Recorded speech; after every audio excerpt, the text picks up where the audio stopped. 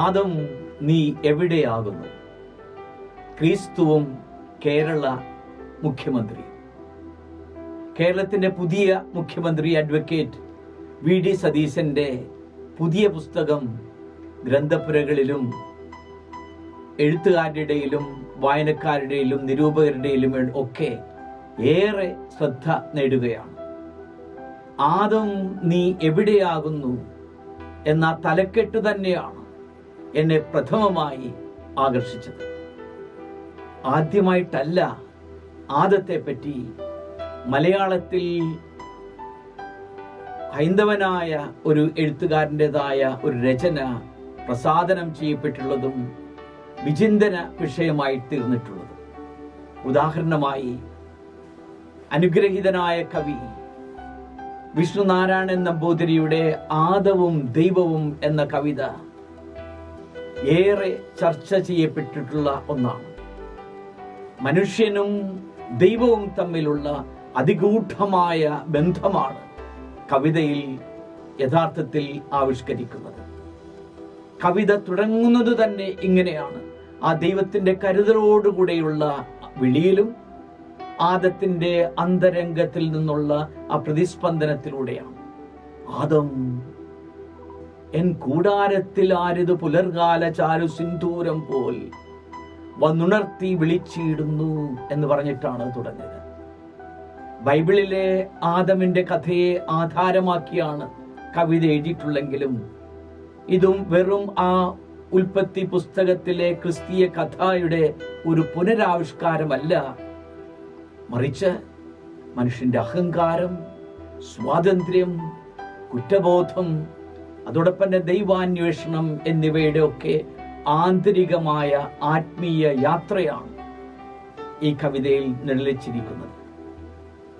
കവിതയിൽ ആദം എന്നത് ഒരു വ്യക്തിയെ മാത്രം സൂചിപ്പിക്കുന്ന ഒന്നല്ല, അതിനേക്കാൾ ഉപരിയായി എല്ലാ മനുഷ്യരെയും പ്രതിനിധീകരിക്കുന്ന ഒരു പ്രതീകമാണ്. മനുഷ്യൻ ദൈവത്തിൽ നിന്ന് അകന്നു പോകുകയും സ്വയം കേന്ദ്രമാക്കി ജീവിതം മുന്നോട്ട് പോകുവാൻ ശ്രമിക്കുകയും ചെയ്യുന്നു. എന്നാൽ അതിലൂടെ അവൻ സമാധാനവും നിർമ്മലതയും നഷ്ടപ്പെട്ടുകൊണ്ട് ആ ഏദൻ തോട്ടത്തിലെ സൗഭാഗ്യത്തിൽ നിന്നുള്ള പുറത്താക്കൽ മനുഷ്യന്റെ ആത്മീയമായ വീഴ്ചയുടെ ചിഹ്നമായിട്ടാണ് കവിതയിൽ അവതരിപ്പിക്കപ്പെടുന്നത്. അതേസമയം ദൈവം ശിക്ഷിക്കുന്നവനായി മാത്രം ചിത്രീകരിക്കപ്പെടുന്നില്ല. മനുഷ്യനെ തിരികെ അന്വേഷിക്കുന്ന, കരുണയോടെ കാത്തിരിക്കുന്ന സാന്നിധ്യമായിട്ടാണ് ദൈവത്തെ കവിതയിൽ കാണുന്നത്. നീ എവിടെയാണ് എന്ന ആ ദൈവത്തിന്റെ ചോദ്യം ആദമിനോടുള്ളതും അതേസമയം ഓരോ മനുഷ്യന്റെ ഉള്ളിൽ ഉയരുന്ന ഒരു ആത്മപരിശോധനയുടെ വിളിയുമാണെന്നാണ് എനിക്ക് തോന്നുന്നത്. കവിതയുടെ ഭാഷ ലാളിത്യവും അതോടൊപ്പം തന്നെ തത്വചിന്തയും ഒരുമിച്ച് ചേർത്തിട്ടുള്ളതാണ്. പുരാണ ബൈബിൾ പ്രതീകങ്ങളെ ആധുനിക മനുഷ്യന്റെ ആത്മസംഘർഷവുമായി ബന്ധപ്പെടുത്തുന്നതിൽ കവിയായ വിഷ്ണുനാരായണൻ നമ്പൂതിരിയുടെ ആ കവിതാ വൈഭവം ഏറെ ശ്രദ്ധേയമായ വിധത്തിൽ പ്രകടമാക്കിയിരിക്കുന്നു. മനുഷ്യന്റെ വീഴ്ചയേക്കാൾ വലുതാണ് ആ ദൈവത്തിന്റെ സ്നേഹവും തിരച്ചിലും കരുതലും എന്ന സന്ദേശമാണ് കവിതയുടെ ഹൃദയം.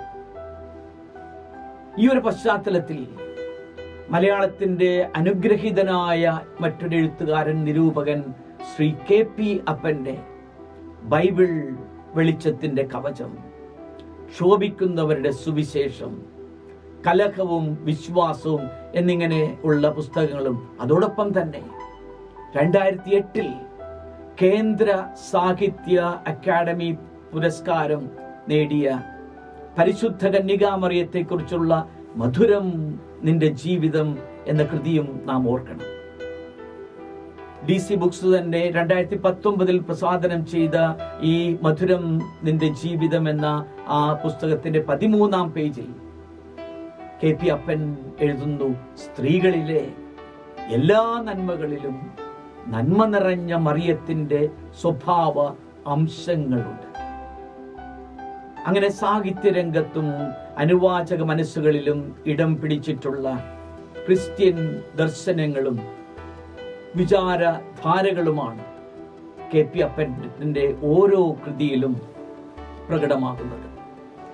അതോടൊപ്പം KP കേശവമേനോന്റെ വിഖ്യാതമായ യേശുദേവൻ എന്ന ഒരു കൃതി മലയാളത്തിൽ ഏറെ പ്രചാരം ലഭിച്ചിട്ടുള്ള ഒന്നാണ്. VD സതീശൻ തന്നെ ഈ DC ബുക്സ് 2026 മെയ്യിൽ പ്രസാദനം ചെയ്തിട്ടുള്ള ആദം നീ എവിടെയാകുന്നു എന്ന പുസ്തകത്തിന്റെ 171 പേജിൽ KP കേശവമേനോന്റെ ഈ വിഖ്യാതമായ യേശുദേവൻ എന്ന പുസ്തകത്തിൽ നിന്ന് ഉദ്ധരിക്കുന്നത് ഇപ്രകാരമാണ്: ജീവിതത്തിന്റെ അർത്ഥവും ഉദ്ദേശവും അറിയാനുള്ള മനുഷ്യന്റെ ദാഹം ശമിപ്പിക്കാനുള്ള വറ്റാത്ത ഉറവിടമാണ് യേശുക്രിസ്തു. അന്ധകാരത്തിൽ കിടന്നുഴലുന്ന മനുഷ്യന് പ്രകാശമാനമായ ഒരു മാർഗം ക്രിസ്തു കാണിച്ചു കൊടുത്തു എന്ന് ആ കൃതിയിൽ എഴുതിയിട്ടുള്ളത് ശ്രീ VD സതീശൻ ഈ പുസ്തകത്തിലും ഉദ്ധരിച്ചിട്ടുണ്ട്. ഏറെ സന്തോഷവും അഭിമാനവുമുണ്ട് VD സതീശന്റെ ആദം നീ എവിടെയാകുന്നു എന്ന പുസ്തകം കയ്യിലെടുക്കുമ്പോൾ. കാരണം ഞങ്ങൾ രണ്ടുപേരും ഒരേ പള്ളിക്കൂടത്തിൽ ഒരേ അധ്യാപകർ പഠിപ്പിച്ചവരാണ്. വളരെ വലിയ ആദരവോടെയാണ് 100 വർഷങ്ങൾക്കപ്പുറം പൈതൃകമുള്ള ആ പഴക്കമുള്ള പനങ്ങാട് ഹൈസ്കൂളിനെ പറ്റി ഞാൻ ഓർക്കുന്നത്. അവിടെ ഞങ്ങളെ പഠിപ്പിച്ച അധ്യാപകർ ഒരു ഗോകുലൻ സാർ ഉണ്ടായിരുന്നു, രാമാനുജൻ മാഷ്, വിക്ടോറിയ ടീച്ചർ, ഗോപി സാർ. ഇവരെയൊക്കെ എന്നും അവരെല്ലാം ഹൃദയത്തിൽ ഒരു കെടാവിളക്ക് പോലെ ഇങ്ങനെ കത്തി നിൽക്കുന്ന ഒരു ഓർമ്മയാണ് എനിക്കുള്ളത്. അതോടൊപ്പം തന്നെ സുധാംബിക ടീച്ചർ ഈ കഴിഞ്ഞ ദിവസങ്ങളിലാണ് VD സതീശനെ പറ്റി സാമൂഹ്യ മാധ്യമങ്ങളിലൊക്കെ പങ്കുവച്ചത്. യഥാർത്ഥത്തിൽ കുഞ്ഞുങ്ങളെല്ലാം, ക്ലാസ്സിലെ വിദ്യാർത്ഥിനികളെല്ലാം ഓരോരുത്തരെയും തൻ്റെ ഹൃദയത്തിലേക്ക് ഇങ്ങനെ ചേർത്ത് നിർത്തുന്ന ഒരു മാതൃവാത്സല്യത്തോടുകൂടെയാണ് സുധാംബിക ടീച്ചറിനെ പോലെയുള്ള ആ അധ്യാപകർ ഞങ്ങളോട് എല്ലാവരോടും എന്നും പെരുമാറിയിട്ടുള്ളത്. അതേറെ പ്രകടമായിരുന്നു സുധാംബിക ടീച്ചറിന്റെ പ്രതികരണം. പ്രത്യേകിച്ച് കഴിഞ്ഞ ദിവസം കൊച്ചിയിൽ VD സതീശൻ സാറിന് സ്വീകരണം കൊടുത്തപ്പോൾ സുധാംബിക ടീച്ചർ സ്റ്റേജിൽ ആ ഒരു സ്വാതന്ത്ര്യത്തോടെ പ്രവേശിച്ച് സെൽഫി എടുക്കുന്നതും ഞാൻ ശ്രദ്ധിച്ചു. ഏതായാലും VD സതീശന്റെ ആദം നീ എവിടെയാകുന്നു എന്ന ഈ മലയാള പുസ്തകം നാം ശ്രദ്ധിക്കണം. വിവിധ ക്രൈസ്തവ സമൂഹങ്ങളോട് നടത്തിയ 32 പ്രസംഗങ്ങളുടെ സമാഹാരമാണ് ഇത്. അതിൽ സമാധാരണീയരായ പല ക്രൈസ്തവ നേതാക്കളെയും കുറിച്ച് പ്രതിപാദനമുണ്ട്. അതോടൊപ്പം ഈ ഗ്രന്ഥത്തിൽ ബൈബിൾ തൻ്റെ രാഷ്ട്രീയ ചിന്തകളെയും നൈതിക കാഴ്ചപ്പാടുകളെയും പൊതുജീവിതത്തെയും എങ്ങനെ സ്വാധീനിച്ചുവെന്ന് അദ്ദേഹം പ്രതിപാദിക്കുന്നു. പുസ്തകത്തിന്റെ തലക്കെട്ട് തന്നെ ഉൽപ്പത്തിയുടെ പുസ്തകം 3-ാം അധ്യായം 9-ാം വാക്യത്തിൽ ദൈവം ആദമിനോട് ചോദിക്കുന്ന ആ ചോദ്യത്തിൽ നിന്നാണ്, ആദം നീ എവിടെയാണ്? ഇത് ഒരു ഭൗതിക സ്ഥാനത്തെക്കുറിച്ചുള്ള ചോദ്യം മാത്രമല്ല, മറിച്ച് മനുഷ്യന്റെ ഉത്തരവാദിത്വത്തെ പറ്റിയും മനസ്സാക്ഷിയെ പറ്റിയുമൊക്കെ ദൈവസന്നിധിയിൽ നിന്നുള്ള ആ ചോദ്യമാണ്. സമൂഹത്തോടുള്ള ബന്ധത്തെ പറ്റി കുറിച്ചുള്ള ഒരു ആത്മപരിശോധനയായിട്ടാണ് എനിക്ക് തോന്നുന്നത്. ഈ പുസ്തകം ബൈബിൾ സന്ദേശങ്ങളെ വെറും ആത്മീയ ചിന്തകളായി മാത്രം അവതരിപ്പിക്കുന്നതല്ല, മറിച്ച് സാമൂഹ്യ നീതി, കരുണ, ഉത്തരവാദിത്വങ്ങൾ, പൊതുസേവനം, രാഷ്ട്രീയ ധാർമ്മികത എന്നിവയുടെ എല്ലാം വെളിച്ചത്തിൽ പ്രത്യേകമായ വിധത്തിൽ ഈ ഒരു കാലഘട്ടത്തിന്റെ അവസരത്തിൽ അതിന്റെ പശ്ചാത്തലത്തിൽ വ്യാഖ്യാനിക്കുകയാണ് VD സതീശൻ എന്ന ഈ ഭരണകർത്താവും അതേസമയത്തിൻ്റെ പൊതുപ്രവർത്തകനും പ്രഭാഷകനും ഒക്കെയായ നമ്മുടെ പുതിയ മുഖ്യമന്ത്രി, പ്രത്യേകിച്ച് കേരളത്തിൻ്റെ സാമൂഹിക രാഷ്ട്രീയ സാഹചര്യങ്ങളുമായി ബന്ധപ്പെട്ടുകൊണ്ട് ക്രൈസ്തവ വിശ്വാസവും പൊതുജീവിതവും തമ്മിലുള്ള ബന്ധം ഇതിൽ മനോഹരമായി അവതരിപ്പിക്കപ്പെടുന്നു. ഇന്നത്തെ ഈ കാലഘട്ടത്തിൽ ഈ പുസ്തകത്തിന് ആദം നീ എവിടെയാകുന്നു എന്ന കൃതിക്ക് എന്താണ് പ്രസക്തി? നമുക്കറിയാം, നമ്മൾ ജീവിക്കുന്ന ഇന്നത്തെ ലോകം വിഭജനങ്ങളുടെയും അഴിമതിയും ഉപഭോക്തവൽക്കരണവും ഹിംസയും ഏകാന്തതയും അതോടൊപ്പം തന്നെ ധാർമ്മിക മൂല്യങ്ങളുടെ നഷ്ടവും ഒക്കെ നേരിടുന്ന ഒരു സാഹചര്യമാണ്. ഈ ഒരു സാഹചര്യത്തിൽ, ഈ ഒരു പശ്ചാത്തലത്തിൽ ബൈബിൾ ആധാരമാക്കിയ ഒരു ഗ്രന്ഥം ക്രൈസ്തവ സമൂഹത്തിനപ്പുറം മുഴുവൻ മനുഷ്യർക്കും പ്രസക്തമായി മാറുന്നു എന്നുള്ളതാണ് എനിക്ക് തോന്നുന്നത്. അവതാരികയിൽ മഹാത്മാഗാന്ധി യൂണിവേഴ്സിറ്റിയുടെ മുൻ വൈസ് ചാൻസലറായിരുന്ന ഡോക്ടർ സിറിയക് തോമസ് എഴുതുന്നത് ശ്രദ്ധിക്കണം. അദ്ദേഹം എഴുതിയത് പ്രകാരമാണ്: ആദമിനെ അന്വേഷിക്കുന്ന ദൈവത്തെ തിരിച്ചന്വേഷിക്കുന്നതാണ് സതീശന്റെ ബൈബിൾ പ്രഭാഷണങ്ങളുടെ രസവും രഹസ്യവും എന്നാണ് പറയുക. ആദം നീ എവിടെയാണ് എന്ന ഈ ചോദ്യം ഇന്നും മനുഷ്യരോടുള്ള ദൈവത്തിൻ്റെ വിളിയാണ്. സത്യത്തിൻ്റെ മുൻപിൽ നാം എവിടെയാണ്? ദരിദ്രരോടുള്ള നമ്മുടെ ഉത്തരവാദിത്വത്തിൽ നാം എവിടെയാണ്? അനീതിയുടെ മുൻപിൽ നാം മൗനം പാലിക്കുന്നുണ്ടോ? പ്രത്യേകിച്ച് പ്രകൃതിയെ, ഈ സൃഷ്ട പ്രപഞ്ചത്തെ നാം നശിപ്പിക്കുമ്പോൾ നമ്മുടെ മനസ്സാക്ഷി എവിടെയാണ്?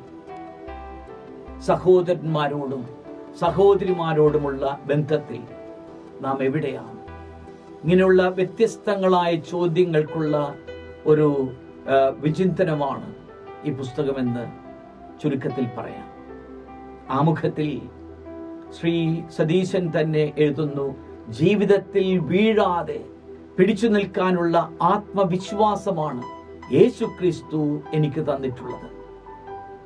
അങ്ങനെ നിങ്ങൾ പ്രത്യാശയുള്ളവരായിരിക്കുക, കാരണം നിങ്ങൾക്ക് വാഗ്ദാനം നൽകിയിരിക്കുന്നവൻ വിശ്വസ്തനാണ് എന്ന സത്യമാണ് എന്നെ നയിക്കുന്നത് എന്ന് അർത്ഥശങ്കയ്ക്ക് ഇടയില്ലാത്ത വിധത്തിൽ ശ്രീ VD സതീശൻ ഇതിന്റെ ആമുഖത്തിൽ രേഖപ്പെടുത്തുന്നു. യേശുക്രിസ്തുവിന്റെ സന്ദേശം ഇന്നും അതീവ പ്രസക്തമാണ്. കാരണം അവിടുത്തെ ഉപദേശങ്ങൾ മനുഷ്യമഹത്വം, ക്ഷമ, നീതി, ഐക്യം, സേവനം, വിനയം, സത്യം, ദുർബലരോടുള്ള കരുതൽ എന്നിവയിലെല്ലാം അധിഷ്ഠിതമാണ്. രാഷ്ട്രീയ നേതൃത്വത്തിൽ എന്താണ് ബൈബിളിന്റെ സ്വാധീനമെന്ന് ഈ പുസ്തകം വളരെ മനോഹരമായി വിവരിക്കുന്നുണ്ട്. ചരിത്രത്തിലുടനീളം അനേകം രാഷ്ട്രീയ നേതാക്കളെ സ്വാധീനിച്ചിട്ടുള്ള, പ്രത്യേകിച്ച് സമത്വം, നീതി, കരുണ, മനുഷ്യാവകാശങ്ങൾ എന്നിവയുള്ള ആശയങ്ങൾ രൂപപ്പെടുത്തുന്നതിൽ ബൈബിളിന്റെ പങ്ക് വലുതാണ്. നമുക്കറിയാം, ബൈബിൾ മൂല്യങ്ങളിൽ ആധാരിതനായ ഒരു നേതാവ് സാധാരണഗതിയിൽ ദരിദ്രരുടെ സംരക്ഷണം, ഭരണത്തിലെ സത്യസന്ധത, സുതാര്യത, സാമൂഹിക ഐക്യം, തൊഴിലിന്റെ മഹത്വം, പരിസ്ഥിതിയുടെ സംരക്ഷണം, മനസാക്ഷിയോടുള്ള ഉത്തരവാദിത്തം ഇങ്ങനെയുള്ള ഗുണഗണങ്ങൾ എന്നും മുന്നിൽ നിർത്തും. അത് തീർച്ചയാണ്. ഈ ഒരു കാരണത്താൽ തന്നെ നമ്മുടെ പുതിയ മുഖ്യമന്ത്രിയുടെ ഭരണസാരഥ്യത്തെക്കുറിച്ചുള്ള പ്രതീക്ഷയുടെ മെർക്കുറി ലെവൽ ഉയർന്നു നിൽക്കുന്നു എന്ന് ഞാൻ പറയും. പൊതുപ്രവർത്തകർക്കുള്ള നേതൃമാതൃകകൾ ഈ പുസ്തകത്തിൽ നമുക്ക് വായിച്ചെടുക്കാനാവുന്നതാണ്. മുൾപ്പടർപ്പിലെ മോശ എന്ന ലേഖനത്തിൽ മോശയുടെ ത്യാഗപൂർണവും സഹനശീലവുമുള്ള ആ നേതൃത്വത്തെ പറ്റി സതീശൻ സവിസ്തരം പ്രതിപാദിക്കുന്നുണ്ട്. പ്രത്യേകിച്ച് ഇങ്ങനെ തീ പിടിച്ചെങ്കിലും കത്തിയെരിയാതെ, നശിക്കാതെ, ചാമ്പലാകാതെ നിൽക്കുന്ന ആ മുൾപ്പടർപ്പിൽ നിന്നും ദൈവസ്വരം തിരിച്ചറിഞ്ഞ മോസസ് എന്നാ ഒരു താപസ ശ്രേഷ്ഠൻ ജനവിമോചനത്തിനായി ഇറങ്ങിത്തിരിച്ചതിൻ്റെ ത്യാഗവും സമർപ്പണവും ഇതിൻ്റെ പേജ് 168 മുതൽ 170 വരെ വിവരിക്കുന്നത് വളരെയേറെ ശ്രദ്ധേയമാണ്. അതുപോലെ തന്നെ സോളമന്റെ വിജ്ഞാനവും വിവേകവും സ്വന്തമാക്കിയതിനെ പറ്റിയും ഉള്ള വിശദീകരണം നാം ഓർക്കണം. 1 രാജാക്കന്മാർ 3, 9, 11 ഉള്ള ആ വാക്യങ്ങളിൽ ബൈബിളിൽ വായിക്കുന്നത് പോലെ സോളമന്റെ പ്രാർത്ഥന ഇതായിരുന്നു: എനിക്ക് ധനവും പ്രശസ്തിയും ഒന്നും വേണ്ട, പ്രജകളെ ന്യായം വിധിക്കുന്നതിനായി ശ്രവിക്കുന്ന ഒരു ഹൃദയം, ജ്ഞാനം ഈ ദാസന് തരിക എന്നതായിരുന്നു സോളമന്റെ പ്രാർത്ഥന. എന്നിട്ട് പ്രതിപക്ഷ നേതാവായിരുന്ന സമയത്ത് ഇങ്ങനെ ആ ഒരു ഉത്തരവാദിത്വം, ദൗത്യം ഏറ്റെടുക്കുന്നതിന് മുൻപ് തലേ ദിവസം പല കാര്യങ്ങളെ പറ്റി താൻ ചിന്തിച്ചിരുന്നു. അടുത്ത പ്രഭാതത്തിൽ പതിവ് പോലെ ബൈബിൾ തുറന്ന് വായിച്ചപ്പോൾ തനിക്ക് ലഭിച്ച ഈ വാക്യം യഥാർത്ഥത്തിൽ ഈ സോളമന്റെ പ്രാർത്ഥനയായിരുന്നു, അത് ഏറ്റവും പ്രചോദനമായിരുന്നു എന്നും ശ്രീ VD സതീശൻ പ്രസ്താവിക്കുന്നു. വിവേകാനന്ദനെ പറ്റി, അദ്ദേഹത്തിന് ബൈബിൾ സ്വാധീനിച്ചതിനെ പറ്റി പറയുന്നുണ്ട്. അതോടൊപ്പം തന്നെ ഗാന്ധിജിയുടെ ജീവിതത്തിൽ ക്രിസ്തുവിന്റെ വലിയ സ്വാധീനം ഉണ്ടായി എന്നും നമുക്കറിയാം. എൻ്റെ തന്നെ ഒരു പുസ്തകമുണ്ട്, കരുതൽ. അതിൽ ഗാന്ധിജി നടന്ന ക്രിസ്തു വഴികൾ എന്നുള്ള ഒരു ലേഖനം ചേർത്തിട്ടുണ്ട്. പ്രണത ബുക്സ് 2023 പ്രസാധനം ചെയ്ത ആ പുസ്തകത്തിന്റെ 186 മുതൽ 196 വരെയുള്ള പേജുകളിലാണ് ഈ ഗാന്ധിജി നടന്ന ക്രിസ്തു വഴികൾ വിശദീകരിച്ചിട്ടുള്ളത്. VD സതീശൻ തന്റെ ഈ പുസ്തകത്തിൽ നിലപാടുകളിൽ പതറാത്ത തോമസ് അപ്പോസ്തലനെ പറ്റി എഴുതുന്നുണ്ട്. ഉന്നതമായ ധാർമ്മികതയും യേശുവിനോട് സമാനതകളില്ലാത്ത വിശ്വസ്തതയും കൂറും പുലർത്തിയ ശിഷ്യനായിരുന്നു തോമസ് എന്ന് VD സതീശൻ ആ അധ്യായത്തിൽ വിവരിക്കുന്നു. രാജ്യത്തിന്റെ വെറുപ്പിന്റെ അന്തരീക്ഷം അലയടിക്കുന്ന ഘട്ടത്തിൽ സ്നേഹവും സാഹോദര്യവും മാഞ്ഞു പോകുമ്പോൾ ക്രിസ്തുവിൽ പതറാതെ നിൽക്കുന്നവർക്ക് മാത്രം പറയാൻ പറ്റുന്ന ഒന്നാണ് തോമസ് അപ്പോസ്തലന്റെ നിലപാട് എന്ന് VD സതീശൻ വ്യക്തമാക്കുന്നു. തോമസ് അപ്പോസ്തലൻ പറഞ്ഞത് ഇതാണ്: അവനോടുകൂടെ പോയി മരിക്കുന്നതിൽ, അവനോടുകൂടെ മരിക്കുവാൻ നമുക്കും പോകാം എന്നാണ്. അത് പറയുമ്പോൾ സ്വന്തം ജീവിതം തന്നെ ത്യജിക്കാനുള്ള മനസ്സാണ് അവിടെ പ്രകടമാക്കുന്നത്.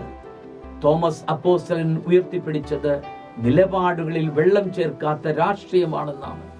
VD സതീശൻ ഇതിൻ്റെ 84, 86, 87 പേജുകളിലൊക്കെ വിശദമായി ഇതിനു പ്രതിപാദിക്കുന്നത്.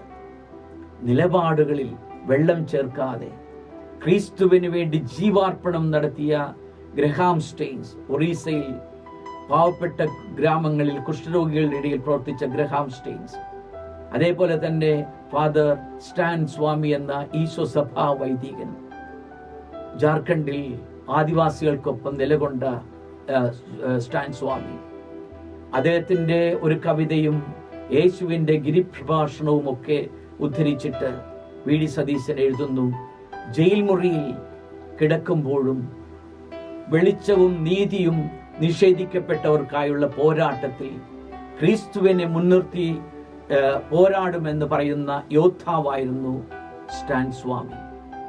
ഇരുളിനെ വെളിച്ചം കൊണ്ട് കീഴടക്കണം, നിരാശയ്ക്ക് പകരം പ്രത്യാശ പകരണം, വെറുപ്പിനെ സ്നേഹം കൊണ്ട് കീഴടക്കണം, അങ്ങനെ ക്രിസ്തുവിന്റെ സന്ദേശം ഉയർത്തിപ്പിടിക്കണമെന്നാണ് ഈ പുസ്തകത്തിന്റെ 150 പേജിൽ VD സതീശൻ പ്രത്യേകിച്ച് സ്റ്റാൻ സ്വാമിയുടെ അധീരമായ നിലപാട് വിവരിച്ചുകൊണ്ട് എഴുതുന്നത്. എന്നിട്ട് അദ്ദേഹം പറയുന്നു: ഒരു പൊതുപ്രവർത്തകൻ എന്ന നിലയിൽ, പൊതുജന ശുശ്രൂഷകൻ എന്ന നിലയിൽ ജനങ്ങൾക്ക് വേണ്ടിയുള്ള പരമമായ സമർപ്പണമാണ് ക്രിസ്തു നടത്തിയത് എന്ന് പ്രഖ്യാപിക്കുന്നു സതീശൻ. യേശുവിന്റെ മാനിഫെസ്റ്റോ എന്ന ഒരു ലേഖനം ഈ പുസ്തകത്തിലുള്ളതിൽ അദ്ദേഹം എഴുതുന്നു: മനുഷ്യരാശിയുടെ സമഗ്രമായ രക്ഷയെക്കുറിച്ചുള്ള കരുതലിനെ കുറിച്ചായിരുന്നു ക്രിസ്തുവിൻ്റെ ഉത്കണ്ഠയും പ്രത്യാശയും. ജനപ്രതിനിധികൾ എന്ന നിലയിൽ പൊതുപ്രവർത്തകരായ ഞങ്ങളും ക്രിസ്തുവിൻ്റെ മാനിഫെസ്റ്റോ ഞങ്ങളാൽ കഴിയും വിധം നടപ്പിലാക്കാനാണ് പരിശ്രമിക്കുന്നത്. അതിനുള്ള ശക്തിയും ബുദ്ധിയും വിവേകവും ലഭിക്കുവാൻ നിങ്ങളുടെ നിരന്തരമായ പ്രാർത്ഥനയാണ് ഞങ്ങൾ ആവശ്യപ്പെടുന്നത് എന്ന് ഇതിൻ്റെ 184 പേജിൽ വ്യക്തമാക്കുന്നു. മറ്റൊരു അധ്യായത്തിൽ സതീശൻ വിശദീകരിക്കുന്ന ഇതാണ്: അധികാരം മറ്റുള്ളവന്റെ മേലിൽ ആധിപത്യം സ്ഥാപിക്കാനല്ല, മറിച്ച് എളിയവർക്ക് വേണ്ടി, പാർശ്വവൽക്കരിക്കപ്പെട്ടവർക്ക് വേണ്ടി പണിയെടുക്കാനുള്ള ഓർമ്മപ്പെടുത്തലാണ് ക്രിസ്തു എപ്പോഴും നൽകിയിട്ടുള്ളതെന്നാണ്.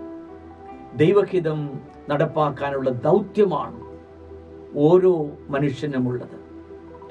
അവനവന്റെ മേഖലകളിൽ, ജീവിത വഴികളിൽ ദൈവഹിതം നടപ്പാക്കാനുള്ള ചുമതലയാണ് നമ്മെ ഏൽപ്പിച്ചിരിക്കുന്നത്. പൊതുപ്രവർത്തകൻ എന്ന നിലയിൽ എന്നാലാവുന്നതും വിധം ദൈവഹിതം നടപ്പാക്കാനാണ് ശ്രമിക്കുന്നത്. ഒരുപാട് പരിമിതിയുള്ള ഒരു സാധാരണ മനുഷ്യനാണ് ഞാൻ. പക്ഷെ ദൈവം എനിക്ക് തന്ന അവസരങ്ങൾ മനുഷ്യമോചനത്തിൻ്റെയും അവരുടെ നന്മയ്ക്കും ഫലപ്രദമായി വിനിയോഗിക്കാനാണ് ഞാൻ പരിശ്രമിക്കുന്നതെന്നും വലിയ എളിമയോടുകൂടെ പേജ് 184 അദ്ദേഹം കുറിക്കുന്നു. അങ്ങനെ കേരളത്തിൻ്റെ സാമൂഹിക രാഷ്ട്രീയ പശ്ചാത്തലത്തിൽ ആദം നീ എവിടെയാണ് എന്ന ഈ ഗ്രന്ഥം നേതാക്കളെയും പൊതുജനങ്ങളെയും ഒരുപോലെ ആത്മപരിശോധനയിലേക്ക് ക്ഷണിക്കുന്നു.